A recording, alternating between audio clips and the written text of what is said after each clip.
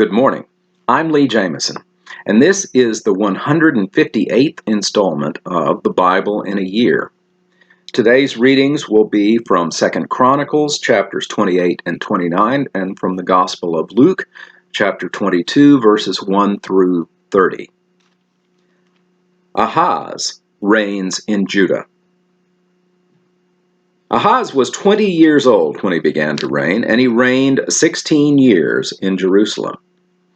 He did not do what was right in the eyes of the Lord, as his father David had done, but he walked in the ways of the kings of Israel.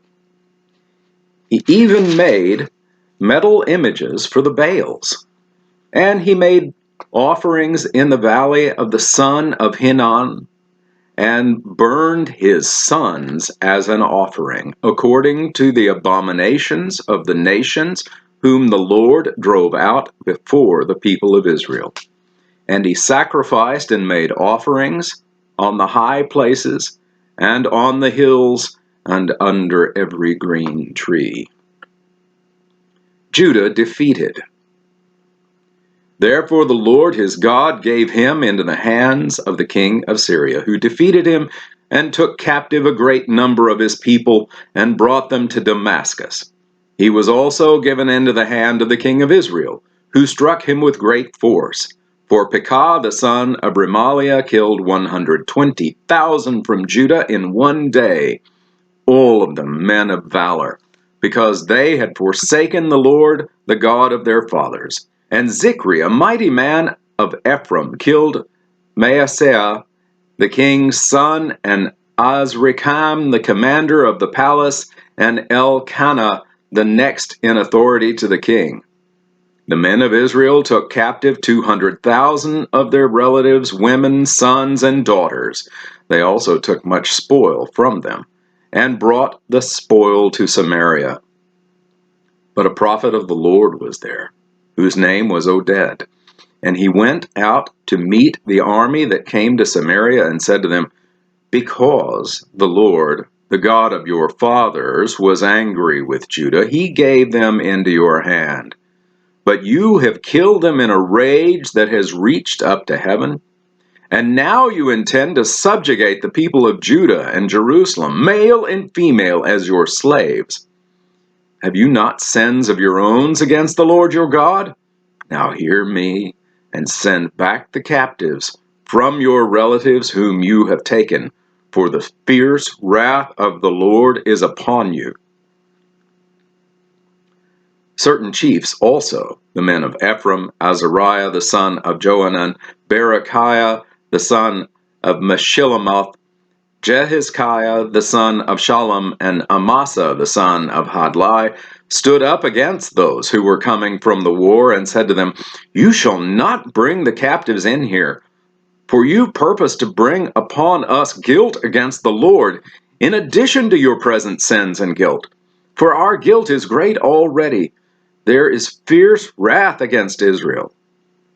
And the men who have been mentioned by name rose and took the captives, and with the spoil they clothed all who were naked among them. They clothed them, gave them sandals, provided them with food and drink, and anointed them. And carrying all the feeble among them on donkeys, they brought them to their kinfolk at Jericho, the city of palm trees. Then they returned to Samaria.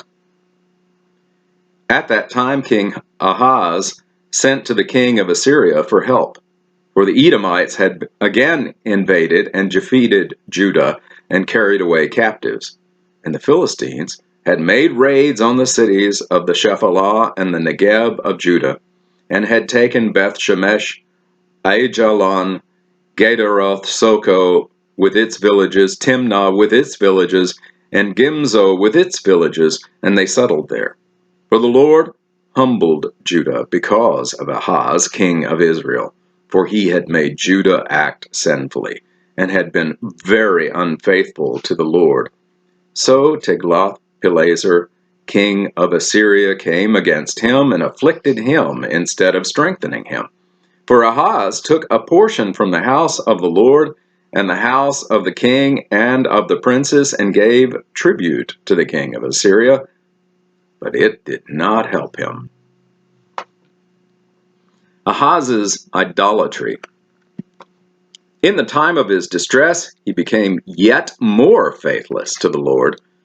This same king Ahaz, for he sacrificed to the gods of Damascus that had defeated him, and said, "Because the gods of the kings of Assyria helped them, I will sacrifice to them that they may help me." But they were the ruin of him and of all Israel.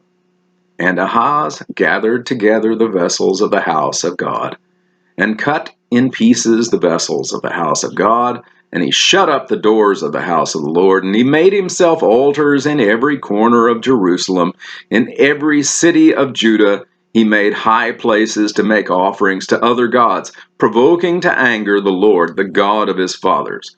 Now the rest of his acts, and all his ways from first to last, behold, they are written in the book of the kings of Judah and of Israel. And Ahaz slept with his fathers, and they buried him in the city in Jerusalem, for they did not bring him into the tombs of the kings of Israel. And Hezekiah, his son, reigned in his place. Hezekiah reigns in Judah. Chapter 29. Hezekiah began to reign when he was 25 years old, and he reigned 29 years in Jerusalem. His mother's name was Abijah, the daughter of Zechariah, and he did what was right in the eyes of the Lord, according to all that David his father had done. Hezekiah cleanses the temple. In the first year of his reign, in the first month, he opened the doors of the house of the Lord and repaired them. He brought in the priests and the Levites, and assembled them in the square on the east, and said to them, "Hear me, Levites. Now consecrate yourselves and consecrate the house of the Lord, the God of your fathers, and carry out the filth from the holy place. For our fathers have been unfaithful and have done what was evil in the sight of the Lord our God. They have forsaken him, and they have turned away their faces from the habitation of the Lord, and turned their backs. They also shut the doors of the vestibule, and put out the lamps, and have not burned incense or offered burnt offerings in the holy place to the God of Israel. Therefore the wrath of the Lord came on Judah and Jerusalem, and he has made them an object of horror, of astonishment, and of hissing, as you see with your own eyes. For behold, our fathers have fallen by the sword, and our sons and our daughters and our wives are in captivity for this.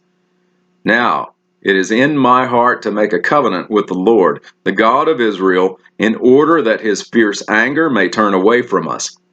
My sons, do not now be negligent, for the Lord has chosen you to stand in his presence, to minister to him, and to be his ministers and make offerings to him." Then the Levites arose, Mahath the son of Amasai, and Joel the son of Azariah, of the sons of the Kohathites, and the sons of Merari, Kish the son of Abdi, and Azariah the son of Jehalalel, and of the Gershonites Joah the son of Zemnah, Eden the son of Joah, and the sons of Elizaphan, Shimri and Juel, the sons of Asaph, Zechariah and Mattaniah, and the sons of Heman, Jehuel and Shimei, and of the sons of Jeduthun, Shemaiah and Uzziel. They gathered their brothers and consecrated themselves and went in, as the king had commanded by the words of the Lord, to cleanse the house of the Lord. The priests went into the inner parts of the house of the Lord to cleanse it. And they brought out all the uncleanness that they found in the temple of the Lord into the court of the house of the Lord. And the Levites took it and carried it out to the brook Kidron. They began to consecrate on the first day of the first month, and on the 8th day of the month they came to the vestibule of the Lord. Then for 8 days they consecrated the house of the Lord, and on the 16th day of the first month they finished. Then they went in to Hezekiah the king and said, "We have cleansed all the house of the Lord, the altar of burnt offering and all its utensils, and the table for the showbread and all its utensils, all the utensils that King Ahaz discarded in his reign when he was faithless, we have made ready and consecrated, and behold, they are before the altar of the Lord. Hezekiah restores temple worship. Then Hezekiah the king rose early and gathered the officials of the city and went up to the house of the Lord. And they brought 7 bulls, 7 rams, 7 lambs, and 7 male goats for a sin offering for the kingdom and for the sanctuary and for Judah. And he commanded the priests, the sons of Aaron, to offer them on the altar of the Lord. So they slaughtered the bulls, and the priests received the blood and threw it against the altar. And they slaughtered the rams, and their blood was thrown against the altar. And they slaughtered the lambs, and their blood was thrown against the altar. Then the goats for the sin offering were brought to the king and the assembly. And they laid their hands on them. And the priests slaughtered them and made a sin offering with their blood on the altar to make atonement for all Israel. For the king commanded that the burnt offering and the sin offering should be made for all Israel. And he stationed the Levites in the house of the Lord with cymbals, harps, and lyres, according to the commandment of David and of Gad, the king's seer, and of Nathan the prophet, for the commandment was from the Lord through his prophets. The Levites stood with the instruments of David, the priests with their trumpets. Then Hezekiah commanded that the burnt offerings be offered on the altar.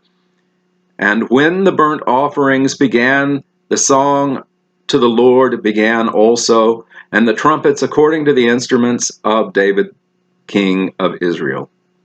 And the whole assembly worshipped, and the singers sang, and the trumpeters sounded. All this continued until the burnt offering was finished. When the offering was finished, the king and all who were present with him bowed themselves and worshipped. And Hezekiah the king and the officials commanded the Levites to sing praises to the Lord with the words of David and of Asaph the seer. And they sang praises with gladness, and they bowed down and worshipped. Then Hezekiah said, "You have now consecrated yourselves to the Lord. Come near, bring sacrifices and thank offerings to the house of the Lord." And the assembly brought sacrifices and thank offerings, and all who were of a willing heart brought burnt offerings. The number of the burnt offerings that the assembly brought was 70 bulls, 100 rams, and 200 lambs. All these were for burnt offerings to the Lord. And the consecrated offerings were 600 bulls and 3,000 sheep. But the priests were too few and could not flay all the burnt offerings. So until other priests had consecrated themselves, their brothers the Levites helped them until the work was finished. For the Levites were more upright in heart than the priests in consecrating themselves. Besides the great number of burnt offerings, there was the fat of the peace offerings, and there were the drink offerings for the burnt offerings. And thus the service of the house of the Lord was restored. And Hezekiah and all the people rejoiced because God had prepared for the temple, for the thing came about suddenly. And that concludes the reading in 2 Chronicles. Now Luke, chapter 22, verses 1 through 30. The plot to kill Jesus. Now the feast of unleavened bread drew near, which is called the Passover. And the chief priests and the scribes were seeking how to put him to death, for they feared the people. Judas to betray Jesus. Then Satan entered into Judas, called Iscariot, who was of the number of the 12. He went away and conferred with the chief priests and officers how he might betray him to them. And they were glad and agreed to give him money. So he consented and sought an opportunity to betray him in the absence of a crowd. The Passover with the disciples. Then came the day of unleavened bread, on which the Passover lamb had to be sacrificed. So Jesus sent Peter and John, saying, "Go and prepare the Passover for us, that we may eat it." They said to him, "Where will you have us prepare it?" And he said to them, "Behold, when you have entered the city, a man carrying a jar of water will meet you. Follow him into the house that he enters, and tell the master of the house, 'The teacher says to you, where is the guest room, where I may eat the Passover with my disciples?' And he will show you a large upper room furnished. Prepare it there." And they went and found it, just as he had told them, and they prepared the Passover. Institution of the Lord's Supper. And when the hour came, he reclined at table, and the apostles with him. For he said to them, "I have earnestly desired to eat this Passover with you before I suffer. For I tell you, I will not eat it until it is fulfilled in the kingdom of God." And he took a cup, and when he had given thanks, he said, "Take this, and divide it among yourselves. For I tell you that from now on I will not drink of the fruit of the vine until the kingdom of God comes." And he took the bread, and when he had given thanks, he broke it and gave it to them, saying, "This is my body, which is given for you. Do this in remembrance of me." And likewise the cup, after they had eaten, saying, "This cup that is poured out for you is the new covenant in my blood. But behold, the hand of him who betrays me is with me on the table. For the Son of Man goes as it has been determined, but woe to that man by whom he is betrayed." And they began to question one another which of them it would be who was going to do this. Who is the greatest? A dispute rose among them as to which of them was to be regarded as the greatest. And he said to them, "The kings of the Gentiles exercise lordship over them, and those in authority over them are called benefactors. But not so with you. Rather, let the greatest among you become as the youngest, and the leader as the one who serves. For who is greater, one who reclines at table or one who serves? Is it not the one who reclines at the table? But I am among you as the one who serves. You are those who have stayed with me in my trials, and I assign to you as my Father assigned to me a kingdom, that you may eat and drink at my table in my kingdom, and sit on thrones judging the 12 tribes of Israel." And that concludes the reading in Luke. Thank you for watching this video all the way to the end. To gain a wider audience for this series of videos, I ask a few favors of you. First, please like the video and subscribe to the channel. You can also click on a bell icon, and that will make sure that you receive notifications when new videos come out. Then, if you have comments or questions, even if they're critical, I want to hear from them. Be civil, of course. The YouTube algorithm rewards videos that receive audience participation. So I appreciate your input. You are a part of this channel as well. Thank you, and have a blessed day.